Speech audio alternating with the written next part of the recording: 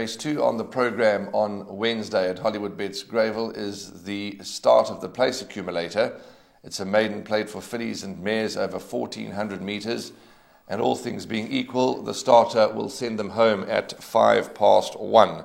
At this early time, number 14, Abia, is scratched, and that seems to be the only changes thus far.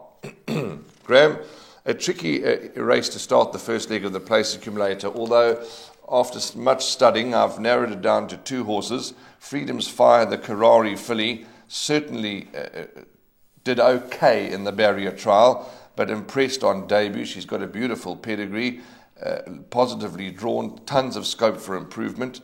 But for the first time in a long time, horse number 1, Duchess of Cornwall, has got a positive draw. She's been drawn terribly in her last couple of starts, and she's done so well from those bad draws. In fact, ever since they've raced her from the front, she's improved. I think she's the one that they're all going to have to set their sights on. Warren, you could be absolutely spot on. I've made her my third choice, but having said that, I've included all three of my top selections in both the bipod and the place accumulator. I did give the benefit of the doubt to number 3, Freedom's Fire. You've already touched on her. She's only had the one start, which was over 1,000 metres. Given her pedigree by Karari out of a daughter of Fort Wood, she's certainly going to appreciate the extra 400 metres. And then obviously also in the play, number 9, Reckless Love, 3-year-old daughter of Marchfield, ran a good third behind Gardenia.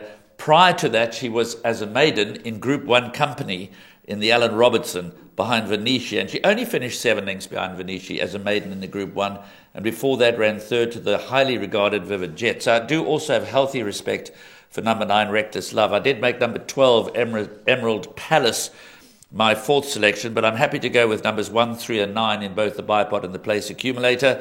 Hard to separate the top three. You could be absolutely on the mark with number 1, Duchess of Cornwall. I think she is going to go to the front from that inside stall, and she may be hard to peg back. 12, Emerald Palace, as you mentioned, certainly has a quartet chance. The Patala Palace filly, she was drawn deep last time. Sadly, she's drawn deep again this time.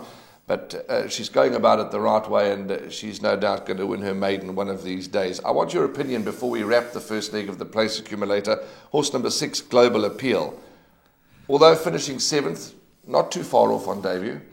No, she's certainly worthy of mention because she's also going to improve the further she goes. She's out of that very good mare Stormy. Appeal was bred down in the Eastern Cape at the Ascot Stud. So I think Global Appeal must be considered for quartets, and possibly along with number 10, Twice as Fast as well. But I do expect the winner to come from either numbers 1, Duchess of Cornwall, 3, Freedom's Fire, or 9, Reckless Love. 1, 3 or 9 is where the winner is hopefully going to come from for Graham. I'm taking as many exactas boxed as I can with Duchess of Cornwall and Freedom's Fire, but I do believe Duchess of Cornwall might be hard to peg back.